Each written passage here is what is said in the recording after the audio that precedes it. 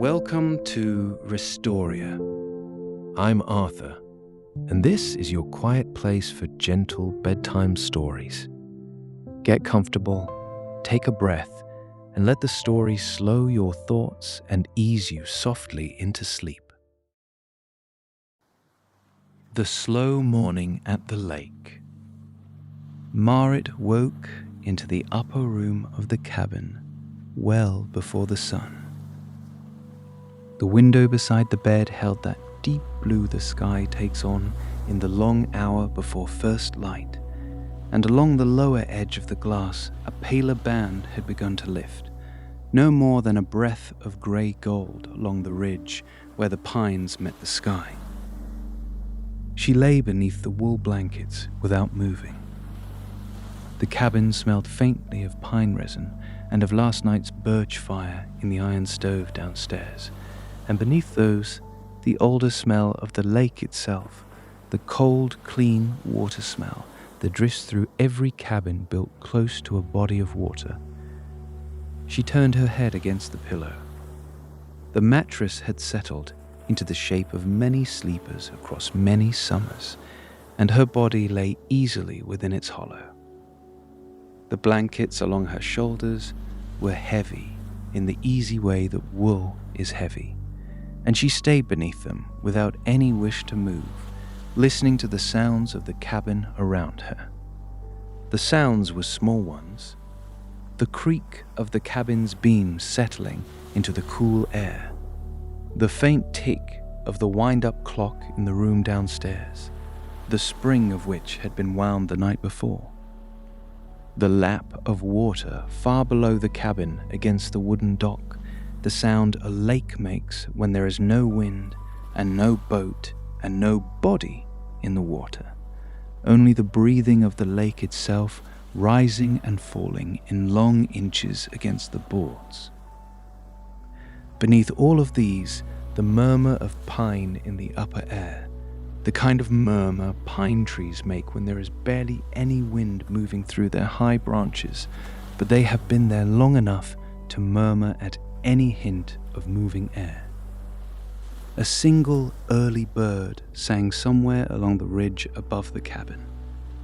2 notes, then nothing, then 2 more a while later, very faint, very far. The bird had no hurry about it.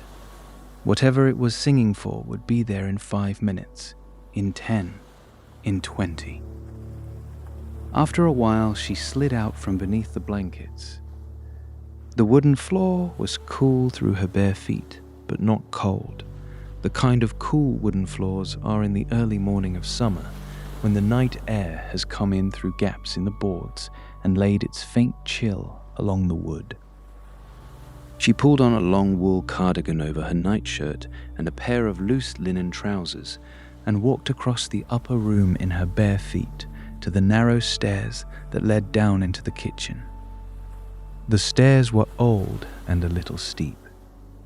She held the handrail loosely, the way the handrail wanted to be held, and walked down the way bare feet walk on old wooden stairs, 1 step at a time. The stairs gave their small creaks as she went. The cabin was used to it. The cabin had heard the same creaks for a long time, and it knew the rhythm of them, and it did not mind. The kitchen of the cabin was a single room. A scrubbed wooden table ran along the wall to one side, with 2 chairs at it, each chair eased by a folded cloth across its seat. Along the other wall stood an iron stove, an enamel sink, and a row of low shelves where a careful hand had arranged a few plates and cups and a clay pot of dried herbs from the year before. A wide window above the sink looked out down the slope of pine trees toward the lake, and through the window, the blue of the pre-dawn sky was beginning to thin along its lower edge, the paler band of grey gold having grown by a finger's width while she walked down the stairs. She lit the stove with a long matchstick, a twist of dry birch bark, and a few thin sticks of pine had been laid in the firebox the night before by a careful hand that had been her own, and the bark caught quickly, the way birch bark catches a fire when it is dry and ready. The sticks of pine took the flame easily. A small heat began to lift along the side of the stove. She set the kettle on the back ring and stood in the blue half-light of the kitchen, watching the first orange of the fire through the narrow gap of the firebox door. The kettle took its time. She did not hurry it. She did not need to. She stood at the wide window above the sink and looked down the slope of pine trees toward the lake.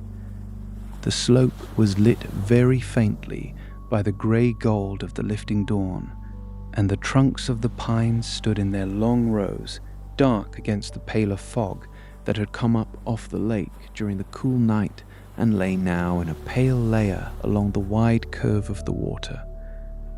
The fog was at rest.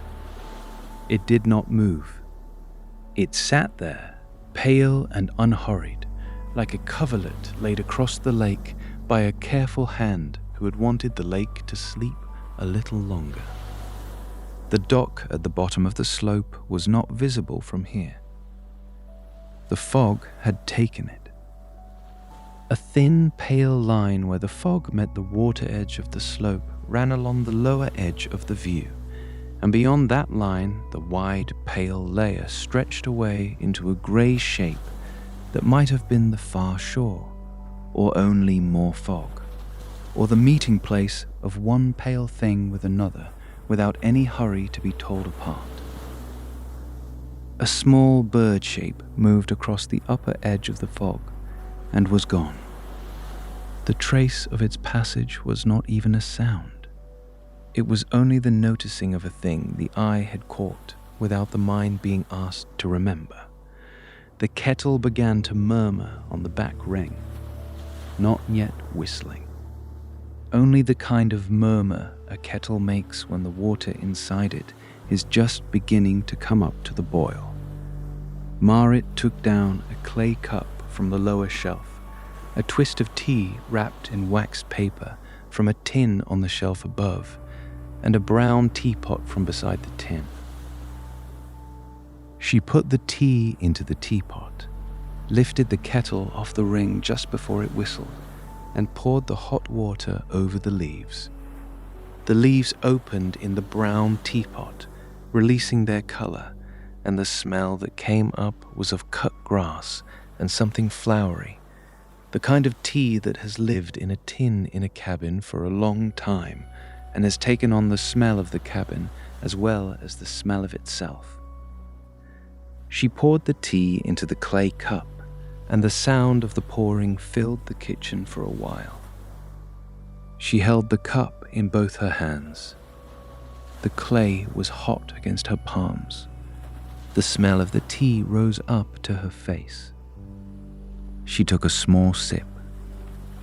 The heat went a careful way down into her chest and stayed there, the way the heat of a well-tended fire stays in a winter room long after the wood has been laid across the embers. She carried the cup of tea out to the porch.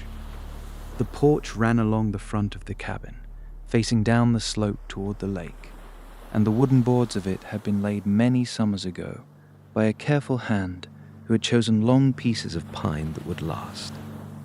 The boards were yielding now beneath her bare feet, the way long-used pine boards become, silver grey along their upper edges, a little kinder along the center where last summer's sun had touched them most. A long wooden bench stood along the porch wall, with a folded wool blanket draped along its back. A pair of worn wooden clogs stood beside the bench, ready for the walk down to the dock. She did not put the clogs on yet. She set the cup on the wide arm of the bench and sat down beside it. The benchwood was cool, but only a little. The kind of cool that benchwood is in the hour before first light, when the air has been at rest all night and has laid its faint chill along the wood. She drew the folded wool blanket down across her lap. The blanket carried the scent of the porch itself, of pine and old wool, and the faint dust of long summer days. The lake lay below her, hidden under its pale layer of fog. The slope of pines fell away from the porch in long rows, the trunks dark, the green branches at rest in the dawn air. A narrow path ran down between the trunks, cushioned underfoot with the covering of fallen needles, and where the path met the stretch of grass at the lake edge, it disappeared into the pale wall of the fog. She drank the tea unhurriedly. The cup was hot in her hands.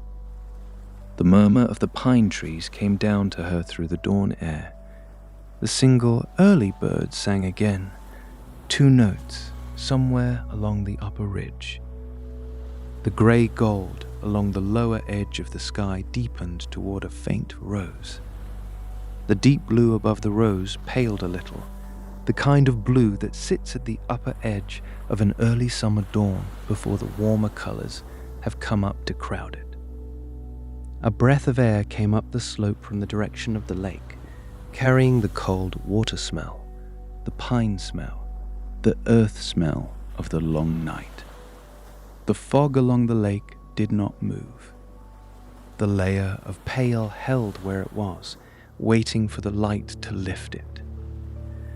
When she had finished the tea, she set the cup on the wide arm of the bench, folded the blanket back across the back of it, and slipped her bare feet into the worn wooden clogs. The clogs were comfortable. The pine of them had been shaped to her feet across many summers, and the inside of each one held the heat of the porch in its grain. She rose in the way she always rose on mornings like this, and walked down the wooden steps of the porch toward the narrow path that led down through the pine trees to the lake. The path was cushioned beneath the wooden clogs. The covering of fallen needles muffled each step, and the path led down through the rows of pine trunks in easy turns, here and there going around a low mossy stone, here and there stepping over a root that had been there for many summers and would be there for many more. The grey gold of the dawn had crept further along the lower edge of the sky now. Through the rows of pine trunks she could see, here and there, glimpses of the blue above, and the faint rose along the lower ridge, and the glimpses shifted with each step, as if the trees were turning their long shoulders to let her see by careful arrangement. The cold water smell grew stronger as she walked down the slope. The pine smell wove through it. Somewhere along the slope, an unseen squirrel made the scratch of a creature waking and stretching, and a cone fell from a high branch a long way to her left, the drop of it ending in a small, dry sound on the bed of needles below. The single early bird sang again, 2 notes, closer now. Another bird, somewhere ahead and lower down toward the lake, answered with 3 notes of its own. The morning was beginning, by inches, to fill itself in. The path came out at the stretch of grass along the lake edge of the slope. The grass was wet with dew. She walked across it in the wooden clogs, and the dew touched her bare ankles in cool brushes. Beyond the stretch of grass stood a low wooden gate, weathered to a silver grey, and beyond the gate ran a wooden walkway out across the pebbles of the lake edge to the small dock. The walkway was a few boards wide, raised a careful inch above the pebbles, and along its length the fog of the lake had begun, here and there, to shift in a few places, the way fog shifts when the air above it has begun, by inches, to take on a little heat. She unlatched the gate and walked along the walkway. The boards were yielding beneath the wooden clogs, springy with their age, damp from the dew.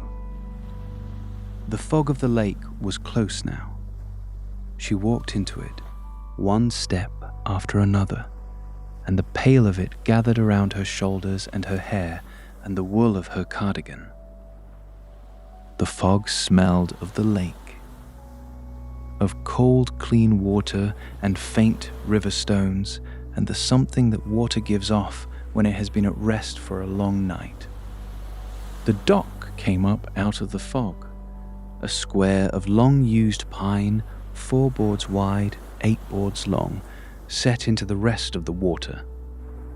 A low bench had been built into the side of the dock, weathered to the same silver grey as the rest, with a folded towel laid across its seat by a careful hand who had been her own the night before.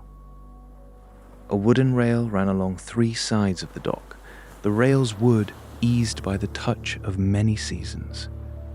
Beneath the dock, the water moved in long, unhurried inches, breathing against the boards in the way that lakes breathe against well-loved wooden things. She walked to the center of the dock and stood for a while in her wooden clogs. The pale of the fog was all around her now, gathered close on her cardigan, on her hair. A few inches above her head it began to thin, and through the thinning the blue of the upper sky showed in a wide window. Below her, in the water at the side of the dock, she could see the long pale shape of her own reflection, indistinct, with the bands of the boards above the water laid across her shoulders in long lines, slow. She set the folded towel onto the wide top of the rail. She slipped the clogs off her feet and set them neatly side by side at the foot of the bench. The boards beneath her bare feet were cool, but not cold, the kind of cool, long-used pine has in the hour before first light, and the grain of the wood was easy beneath the soles of her feet. She unbuttoned the wool cardigan and laid it folded along the seat of the bench. She folded her linen trousers across the cardigan. She folded her nightshirt and laid it across the trousers. She stood in her swimming things at the edge of the dock, the pale of the fog gathered around her shoulders. There was a wooden ladder at the side of the dock. 3 rungs, the rungs eased by the touch of many summers, the lower rungs darker where the water had reached them many times across the turning of the seasons. She turned and walked to the ladder. She lowered herself down 1 rung at a time, the wood of each rung cool beneath her bare feet, then a little kinder, then cool again. The water of the lake came up to meet her ankles, then her shins, then her knees. The water was cold, not the deep cold of a winter lake, but the long cold of a mountain lake in the hour before the sun has come up to warm the upper layer. The cold came up around her thighs and her hips, and she did not breathe in any quick way at it, only let her breath stay as it had been all morning, and the cold of the water folded itself easily around her body, the way a long-known thing folds itself around a long-known body. She slid the rest of the way off the ladder. The water came up to her chest, then her shoulders, then her chin. She turned onto her back. The water held her without effort. The mountain water of a long night was the kind that holds a body easily, the kind that has been at rest for a long time and gathered itself into a cradle, that asks nothing of the body laid into it, but only lets the body rest. Her hair drifted out around her on the water, the wet strands of it like long pale grasses on the pale hair of the lake itself. She looked up. The pale of the fog held her in a round circle. Above the circle, in the thinning of the fog, the blue of the upper sky showed clear. A single bright star was still visible high in the blue, very faint, very far, the last star of the night, holding on for a while longer before the rose along the lower ridge would lift it up out of seeing. She watched the star without thought. The water held her. The fog held the water. The sky held the fog. She moved her arms in easy strokes through the water. The cold of it ran across her palms, along the skin of her wrists, up the lines of her forearms. She felt the pull of each stroke move her along the surface of the lake. She did not swim toward anywhere. The fog was all around her, and there was no shore to swim toward, and there was no boat to swim toward, and there was no person to swim toward. There was only the water and the fog and the bright star above her, and her body moving through the rest of the morning lake. A while passed. Her body had taken on heat within the cold of the water, the way a body does when it has been moving for a while. The cold no longer had any bite to it. The cold had become a clean, cool patience along her skin, the kind a body remembers as belonging to mornings on long mountain lakes for as long as there have been bodies and lakes. She turned onto her stomach and swam a length parallel to the dock. The water moved aside before her in long curls. The fog moved aside above her in long wisps. The pale of the fog had begun to thin in places. Patches of clearer air had opened here and there, and through them she could see, very faintly, the shape of the dock behind her, the lower edge of the slope of pine trees beyond, and a glimpse of the sky above the long ridge of pines. The blue of the upper sky had paled a little toward a paler blue, and the rose along the lower ridge had begun to deepen toward a deeper rose. The sun had not yet risen. The sun was working its way up the backside of the long ridge of pines, but the sun was on its way. She turned again and floated on her back. The water held her. The fog held the water. The sky held the fog. She drifted across the surface of the lake. Her hair drifted out around her. Her palms drifted out, the water rising and falling in long, unhurried inches against the skin of her wrists. Above her, in the blue, the bright star had gone. The rose along the lower ridge had risen to meet it, and the star had been lifted up out of seeing, the way the morning lifts the last star of the night up out of seeing, every morning of every age. She did not mind. The star had been there long enough.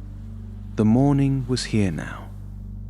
The rose along the lower ridge had begun to deepen toward a honeyed gold, and the fog along the lake had begun to thin, by inches, in the rising heat of the air. She drifted on her back for a while longer. The water held her without effort. The cold of the water and the rising heat of the air met along the skin of her body in a long line, and the line was neither cold nor hot, but only the place where the lake met the morning, and her body lay easily across that line. After a while, she turned and swam a length back to the dock. Her strokes carried her through the water. The fog had thinned enough now that she could see the dock clearly, the silver grey of its long-used pine, the ladder along its side, the folded towel still resting on the wide top of the rail where she had left it. She came to the ladder. She climbed the 3 rungs, one at a time. The water ran off her in long streams. The cold of the water lifted away from her body with each rung. The rising heat of the morning air came up to meet her along the lines of her body. She stepped onto the worn pine of the dock. The boards had begun to take on heat beneath her bare feet, the kind of heat that long-used pine takes on when the sun has come up far enough along the backside of the ridge to send its first light slanting across the lake and onto the wood of the dock. The heat came up through the skin of the soles of her feet and traveled up the bones of her ankles and her shins and her knees. She picked up the folded towel from the top of the rail. She unfolded it. She wrapped it around her shoulders. The towel was kind against her skin. The sun of yesterday had lain along it for a long while when she had hung it out on the porch line in the late afternoon, and the heat of yesterday's sun had stayed in the weave of the towel through the night, and now the weave of the towel held that heat against her shoulders. She walked toward the wide, flat boards at the center of the dock, where the first light of the morning had begun, by inches, to lay its long, pale stripes. She lay down on the wide, flat boards. The heat of the long-used pine came up against the lines of her back. The towel was wrapped around her shoulders. The sun, just beginning to come over the ridge along the backside of the slope, slanted its first light across the dock and along her body, laying her in long, pale stripes. She closed her eyes. The heat of the boards came up through the towel and along the lines of her back. The heat of the sun came down across her face and her hands and the skin of her bare feet. A small pool of water had collected on the boards beside her, where her hair had lain across the pine. A second pool had collected near her ankles, where the lake had run off her in long streams as she climbed the ladder. The pools held the early sky in them, blue against the silver grey of the boards, the kind of pools that lie on weathered dockwood for a careful hour before the lifting sun draws them up again. She did not look at them. She only felt the kindness of the heat against her closed eyelids and the lines of her back, and let the pools be what they were beside her, two small pieces of the lake brought up onto the dock with her body, and resting now in the morning the same way she was resting. The fog along the lake had thinned to a veil. Beneath the veil, the surface of the water held the first light in long ribbons of pale gold and faint rose.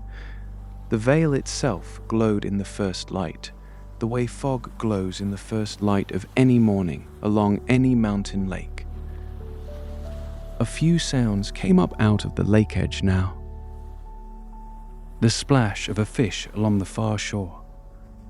The call of a single far loon, 3 notes that fell across the water and faded.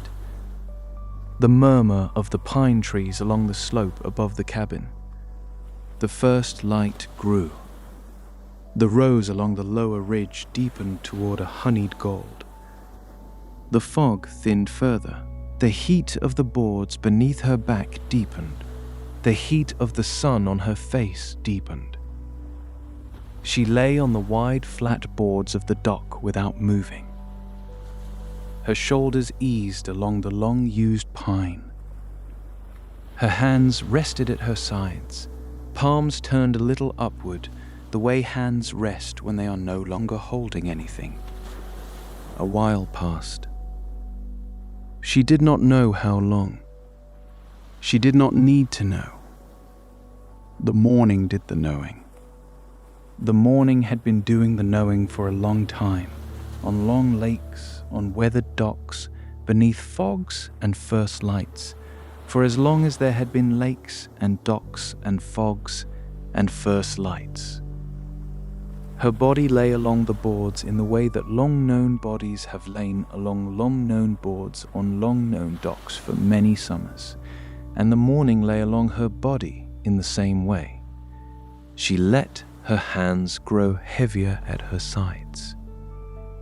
She let her shoulders ease deeper into the tower and the long-used pine beneath it.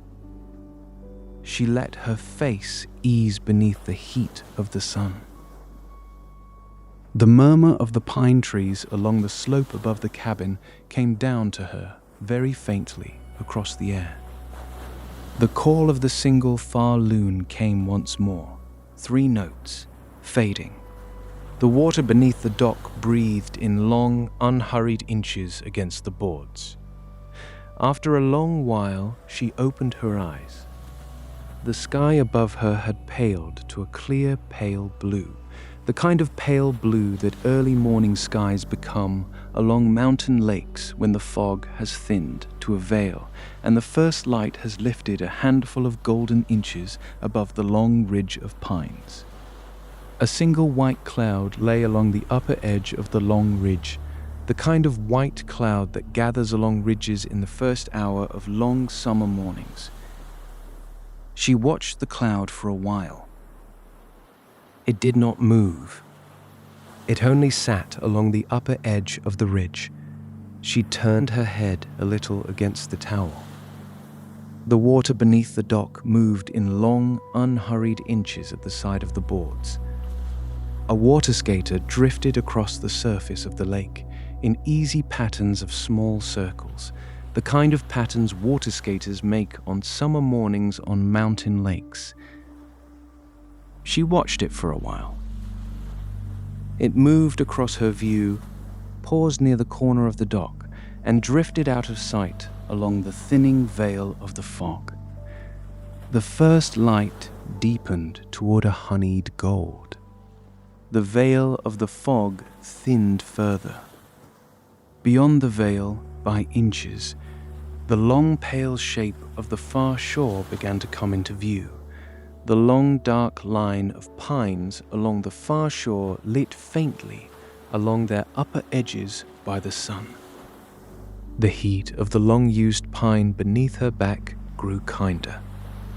The heat of the sun on her face grew kinder. Her shoulders eased deeper into the towel.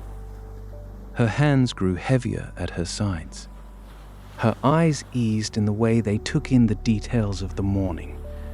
She lay on the wide, flat boards of the dock for a long while. She did not need to move. She did not need to do anything in particular.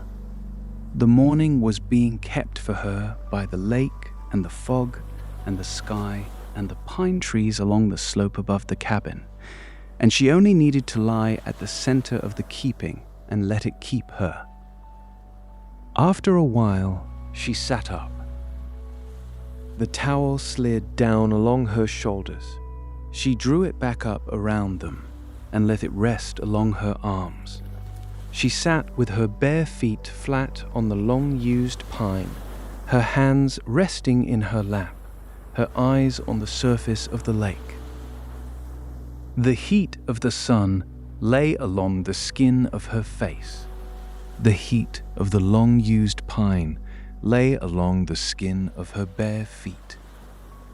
The veil of the fog had thinned to a mist along the far shore, and the long pale shape of the far shore lay clear along the upper edge of the water. She watched the lake for a while. A pair of small ducks had appeared along the far shore, drifting in easy patterns of small curves across the water. Their passage left 2 trails of small ripples that spread by inches into the flat surface. The trails of the ripples reached the center of the lake and eased and faded and were gone, and the surface of the lake settled back into the way it had been before. After a while, she rose to her feet. The towel was wrapped around her shoulders. Her bare feet stood easily on the long-used pine. She walked to the bench at the side of the dock and sat down upon it. She unfolded the wool cardigan and the linen trousers and the nightshirt from the seat of the bench and dressed in the way one dresses on mornings on long lakes, one garment at a time. The heat of yesterday's sun was held in the weave of the cardigan and the trousers and the nightshirt, and the heat came up against her body as she dressed. She slipped her bare feet into the worn wooden clogs. She folded the towel over her arm. She walked along the dock and along the walkway, the clogs cushioned on the pine of the boards. The fog had thinned to a mist now, and the first light of the sun lay across the mist in long, pale ribbons of pale gold. The heat of the sun lay along her shoulders. The murmur of the pine trees along the slope above the cabin came down to her on the air. She walked back up the narrow path through the rows of pine trunks.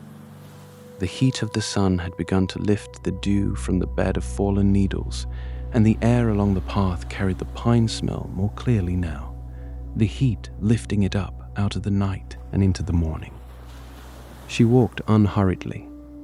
The worn wooden clogs were cushioned on the bed of fallen needles. The murmur of the pine trees was all around her. The first light slanted through the rows of pine trunks in long, pale stripes of pale gold. The cabin came up through the rows of pine trunks above her. The heat of the sun lay along the silvery grey wood of the cabin's walls. The first light slanted across the long wooden boards of the porch and lit the folded wool blanket along the back of the bench in a long, pale wedge of pale gold. She walked up the wooden steps of the porch. She set the towel along the porch line beside the folded blanket. She stood for a while on the long wooden boards of the porch, looking back down the slope toward the lake. The veil of the mist along the lake had thinned further. The surface of the lake lay clear now, lit along its upper edge by the first light, the long, pale shape of the far shore lying clear along its upper edge. The heat of the sun had begun to lay its easy ribbons of pale gold across the surface of the lake. She watched the lake for a while. Her hands rested in the pockets of the wool cardigan. Her shoulders eased beneath the wool. The heat of the sun lay along her face and her hands and the skin of her bare ankles above the worn wooden clogs. She walked back into the small kitchen of the cabin. The heat of the iron stove was held in the room. The wooden chairs at the scrubbed wooden table were eased by their folded cloths. The brown teapot stood along the back of the stove, with the second twist of tea wrapped in waxed paper beside it on the wooden tray. She poured a second careful cup of the tea. She carried it back out to the porch. She sat down on the long wooden bench. She drew the folded wool blanket back across her lap. The heat of the sun lay along the long wooden boards of the porch. The heat of the tea came up through the clay cup in her hands. The murmur of the pine trees along the slope came down to her. She drank the tea slowly. The heat went a careful way down into her chest and stayed there, the way the heat of any tea stays in a chest after the first cup of a morning has been drunk along a mountain lake. She did not need to do anything. The morning was being kept for her by the lake and the sun and the sky and the pine trees along the slope. The heat of the sun lay along her face and her hands. The wool of the cardigan lay along her shoulders. The folded blanket lay along her lap. The clay cup lay along her palms. After a while, she set the cup down on the wide arm of the bench. She let her hands rest along the wool of the folded blanket. She let her head rest a little against the pine of the back of the bench. The pine had taken on heat from the sun. The heat of the sun lay along her face. Her shoulders eased deeper into the wool. The lake lay below her in its long calmness, lit in long pale ribbons of pale gold. The veil of the mist along the far shore had thinned to almost nothing.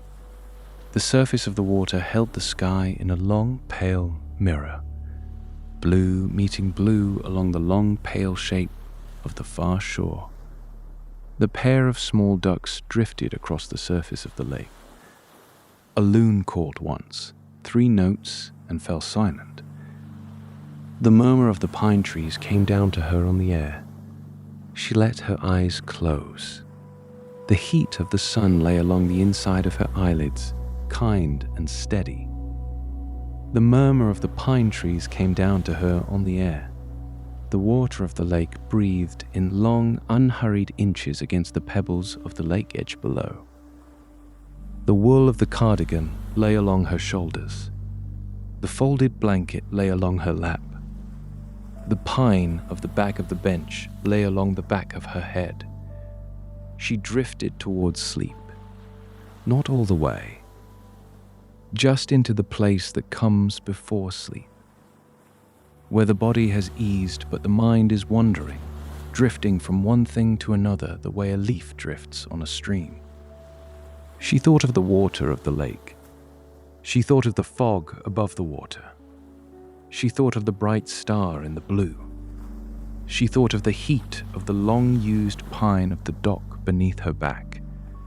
These were small thoughts. They came and they went. They did not need her to do anything with them. The morning kept on. The sun kept on climbing by inches up the sky. The murmur of the pine trees kept on. The water of the lake kept on, breathing in long, unhurried inches against the pebbles of the lake edge. The heat of the sun lay along her face. The wool lay along her shoulders. The blanket lay along her lap. The pine of the bench lay along the back of her head. She drifted further. The heat eased. The murmur eased. The water eased.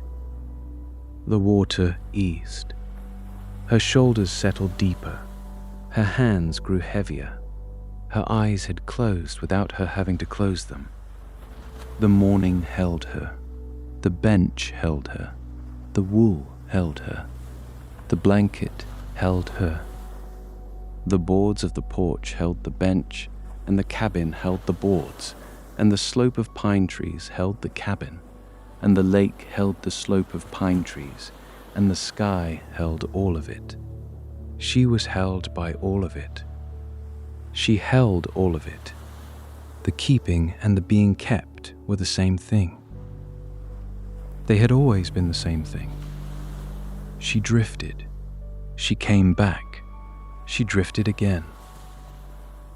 Each time she came back, the morning was a little kinder, and the heat was a little easier, and the murmur of the pine trees was a little further away. The heat of the sun lay along her face. The wool of the cardigan lay along her shoulders. The blanket lay along her lap. The pine lay along the back of her head. She breathed in. She breathed out. The whole morning, breathing for her. The lake kept on. The sun kept on. The sky kept on. The pine trees kept on. The cabin kept on. The bench kept on. The blanket kept on. The heat of the tea, very faintly, in the clay cup on the arm of the bench, kept on. She drifted. She was held. She was at ease. In the morning along the lake, in the heat of the sun, in the murmur of the pine trees, Marit rested on the bench of the porch of the cabin. The morning kept on. The heat held her. The lake held the slope. The sky held all of it. She breathed in. She breathed out. The whole morning, breathing for her. She slept.